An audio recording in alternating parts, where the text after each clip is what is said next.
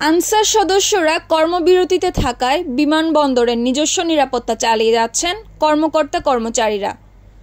চট্টগ্রাম থেকে রূপন দত্তের পাঠানো তথ্য ও চিত্রে থাকছে বিস্তারিত। চাকুরি স্থায়ীকরণের দাবিতে আনসার সদস্যরা কর্মবিরতিতে রয়েছেন।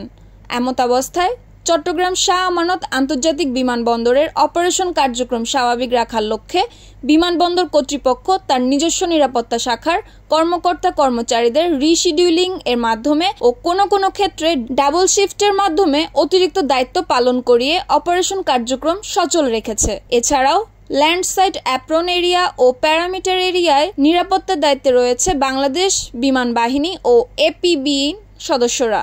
সকলের সহযোগিতায় অপারেশন কার্যক্রম স্বাভাবিক রয়েছে। নিরবিচ্ছিন্ন যাত্রী সেবার লক্ষ্যে যে কোনো অপ্রত্যাশিত পরিস্থিতি মোকাবেলায় বিমানবন্দর কর্তৃপক্ষ সদা প্রস্তুত রয়েছে বলে জানানো হয়। নিউজ ডেস্ক, সুপ্তি রায়, ভোরের আকাশ।